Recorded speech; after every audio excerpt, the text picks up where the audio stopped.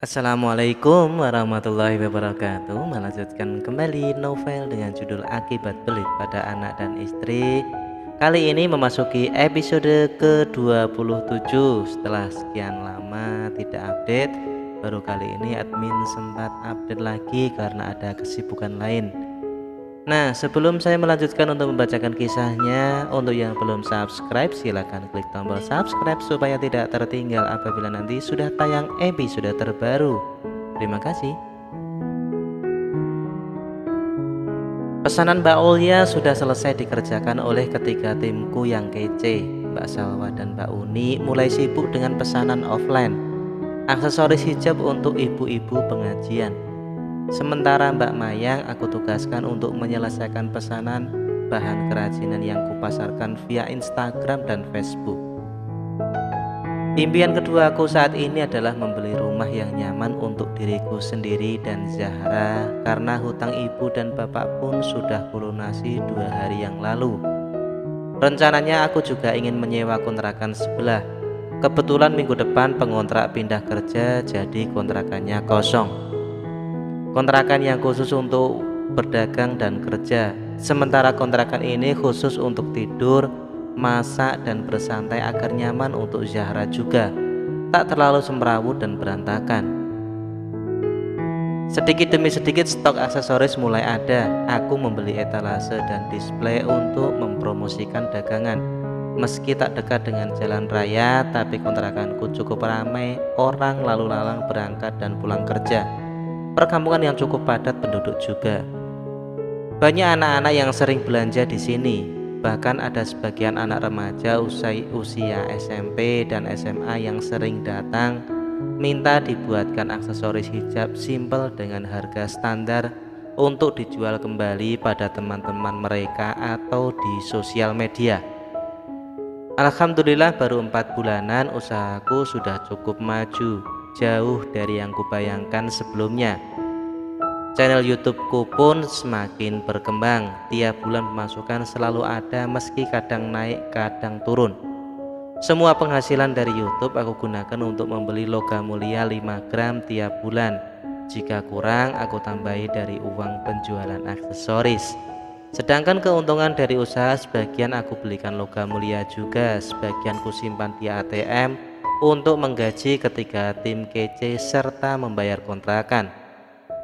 Aku sangat bersyukur berada di titik ini. Tak pernah menyangka sebelumnya jika aku bisa benar-benar lepas dari Mas Aris. Bahkan sejak pertemuan terakhirku minggu lalu, aku tak pernah tahu lagi bagaimana kabarnya.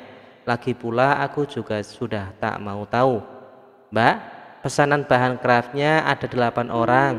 Ini sudah aku cek dan packing semua ya, ucap Mbak Mayang tiba-tiba membuatku sedikit terkejut. Ngelamun Mbak?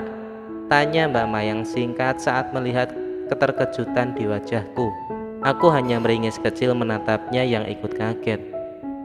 Ngelamunin apa sih Mbak? Gebetan baru ya?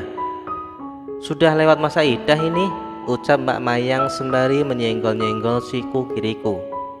Mbak Mayang ini ada-ada saja. Baru cerai 4 bulan lalu, masa udah mau nikah lagi? Balasku kemudian kucubit lengannya pelan. Iya nggak apa-apa dong Mbak, kalau sudah ada yang cocok lanjut, timpal Mbak Uni kemudian. Mana ada, nggak pernah lihat aku jalan sama laki-laki kan? Ya memang nggak punya calon alias jomblo sampai halal, balasku ala anak muda. Ketiga tim keceku itu pun tertawa bersama. Siapa tahu nanti tiba-tiba nongol atau ketemu jodohnya, iya nggak sih? Mbak Salwa seolah minta persetujuan teman-temannya. Bener banget tuh Mbak, namanya jodoh kan nggak tahu kapan datangnya dan dari mana. Iya nggak? Balas Mbak Uni. Mereka mengangguk bersamaan. Mikir itu nanti aja, aku masih trauma dengan urusan percintaan. Lagi pula kasihan Zahra juga kalau ibunya ngebet nikah. Biarkan dia menata hatinya terlebih dahulu. Iya nggak? Aku ikut-ikutan mereka untuk cari pendukung. Bener juga sih Mbak, kalau aku di posisi Mbak Wita juga pasti akan melakukan hal yang sama. Amit-amit ya Mbak Wit, aku nggak mau cerai sama si Apeng lah, baru juga nikah 6 bulan, balas Mbak Salwa lagi. Aku terkekeh melihat ekspresinya yang mendadak masam. Mbak Salwa memang masih tergolong pengantin baru. Sebelumnya dia kerja sebagai SPG di mall. Tapi semenjak menikah suaminya melarang dia kerja di luar. Alhamdulillah saat kutawari kerja di sini suaminya mengizinkan karena aman dari pandangan laki-laki hidung belang katanya. Apalagi kontrakannya juga tak jauh dari sini, hanya 5 menitan naik motor. Makanya jangan sembarangan ngomong, kan ucapan bagian dari doa, timbal Mbak Mayang kemudian. Iya, enggak, pokoknya aku ralat. Nggak mau kayak Mbak Wita kalau bab cerainya, tapi kalau punya usaha maju begini aku mau. Hehehe. Mbak Salwa meringis kecil sambil menggaruk-garuk kepalanya yang tertutup jilbab biru muda. Oh ya Mbak Wit, pesanan Mbak Ulya sudah kami masukkan box semua, kurang 20 lusin kan? Tanya Mbak Mayang memastikan. Bener Mbak May, nanti pada zuhur katanya mau diambil. Oh ya, misal nanti Mbak Ulya datang tapi aku belum sampai kontrakan, tolong siapkan saja ya Mbak. Rencananya jemput Zahra sekalian mampir ke toko buku, beliin dia pensil warna sama buku gambar. Ucapku lagi. Mbak Mayang pun mengangguk pelan sembari tersenyum lebar. Aku cukup bahagia karena Mbak Mayang sangat bisa dipercaya dan diandalkan saat aku keluar rumah. Dia memang lebih cekatan dalam hal apapun dibandingkan Mbak Uni ataupun Mbak Salwa. Mungkin karena usia Mbak Mayang juga lebih matang dibandingkan kedua rekan kerjanya. Bel pulang sekolah berdentang 2 kali. Murid-murid di sekolah Zahra pun keluar dengan perasaan lega. Tak terkecuali anak perempuanku yang duduk di bangku kelas 2 itu. Dia tersenyum lebar saat melihatku duduk di atas motor di area parkir. Aku sengaja tak menjemput sampai teras kelas karena malas berdesak-desakan. Apalagi di sana ada Mbak Yuli dan gengnya. Semakin membuatku malas untuk mendekat. Meski selalu disindir bahkan terang-terangan ditunjuk mantan ipar sombong, aku tak terlalu peduli. Rasanya sudah malas berhubungan dengan dia lagi. Kalau Bude Yuli ngomong macam-macam gak usah dengerin Bu, biar capek sendiri. Ucap Zahra kala itu saat moodku berantakan karena difitnah macam-macam oleh perempuan itu. Bu, kita jadi ke toko buku kan? Tanya Zahra riang, mencium punggung tanganku. Aku mengangguk pelan sambil mengecup pipinya yang basah oleh keringat. Zahra pun tampak bersemangat untuk naik jok motor di belakangku. Itu tuh mantan ipar yang sombong. Baru cerai dari adik saya 4 bulan lalu Bu, sudah bisa beli motor matic baru. Kerja apa coba? Mbak Yuli kembali seperti kompor meleduk. Namanya janda kan begitu, tahu sendirilah ya. Tapi nggak semua janda itu murah kok, asal prinsip yang kuat aja. Balas Bu Sila sinis. Sudah Bu, kita berangkat sekarang, nggak usah didengerin. Masih pada ketempelan setan, bisik Zahra ke telinga kiriku. Aku terkikik geli mendengar kata setan keluar dari bibir mungilnya. Baru beli motor aja sudah sombong, apalagi beli helikopter, sindir Mbak Yuli lagi. Aku menoleh seketika lalu tersenyum gemas. Iya Mbak Yul, beli helikopter buat nabrak bibirmu itu. Nyinyir aja dari dulu, heran. Balasku kemudian. Zahra justru tertawa mendengar omelanku. Bahkan beberapa orang ibu pun ikut tertawa melihat wajah Mbak Yuli yang memerah seketika. Dadah Bude Yuli, pamit Zahra masih dengan tawa kecilnya. Gegas kupacu sepeda motor meninggalkan area sekolah. Tak peduli omelan Mbak Yuli yang masih saja terdengar. Aku dan Zahra turun dari motor. Setelah sampai di area parkir toko buku ternama, gadis kecilku itu pun langsung masuk menuju bagian alat tulis. Kubiarkan dia memilih barang yang dibutuhkannya sendiri. Tak lama kemudian Zahra sudah menenteng buku gambar, pensil warna, dan pembatas buku. Ini boleh ya Bu?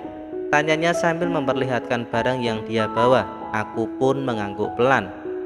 Ayo ke kasir, nanti keburu Tante Ulya datang.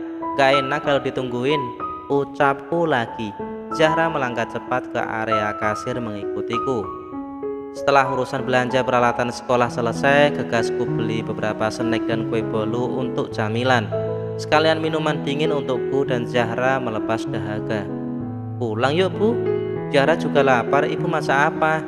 Tanyanya saat naik di atas motor.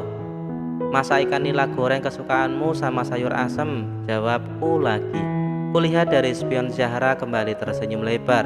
Betapa bahagianya aku melihat senyum manis itu selalu terlukis di kedua sudut bibirnya. Rasanya dulu saat di rumah Mas Aris jarang sekali ketemui senyum setulus itu. Selalu saja ada duka yang tak bisa kujelaskan lewat kata-kata. Sekarang kita bahagia ya nak? Iya, kita berhak bahagia. Sudah cukup luka yang mereka torehkan dalam hidup kita, gumamku dalam hati. Dalam perjalanan pulang, ku dengar Zahra bernyanyi-nyanyi kecil.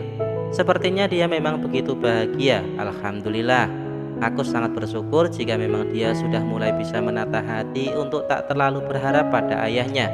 Aku cukup lega melihat Zahra sebahagia ini, karena bagiku kebahagiaan Zahra lah yang utama. Kulihat dari kejauhan depan kontrakan sudah cukup ramai dengan ibu-ibu. Entah kenapa, mungkin Mbak Ulya sudah datang, tapi kulihat mobilnya tak ada di samping kontrakan. Aku kembali mengernyitkan dahi saat melihat mobil mewah parkir tak jauh dari rumah Pak Haji Abdullah. Banyak tamu ya Bu? Ada apa ya? Zahra ikut bingung melihat beberapa tetanggaku keluar kontrakan juga. Aku segera memarkir motor lalu menggandeng tangan Zahra menuju kontrakanku. Seorang laki-laki duduk di teras membelakangi jalan. Zahra mendongakkan kepalanya menatapku. Itu Mbak Wita dan Zahra datang, ucap Mbak Mayang kemudian sembari menunjuk ke arahku yang beberapa langkah lagi sampai depan pintu. Seketika para ibu dan laki-laki itu membalikkan badan. Aku cukup terkejut melihat dia kembali di sini tepat di hadapanku, duduk di teras dengan senyum lebarnya menatapku dan Zahra bergantian. Om, yang ketemu saat piknik waktu itu kan? Tanya Zahra memastikan. Laki-laki itu pun mengangguk pelan sambil mengusap pucuk kepala Zahra. Zahra masih ingat ya? Tanyanya singkat. Zahra pun mengangguk cepat. Om Hanan, tanya Zahra memastikan. Laki-laki itu tersenyum lagi sembari mengacungkan ibu jarinya. Anak pintar. Nah, sekian tadi kelanjutan novel dengan judul Akibat Pelit pada Anak dan Istri di episode ke-27. Bagaimana kisah selanjutnya? Stay tune di channel ini ya. Jangan lupa komen, like, dan subscribe serta bagikan cerita channel ini ke teman-teman. Terima kasih sudah mendengarkan. Wassalamualaikum warahmatullahi wabarakatuh.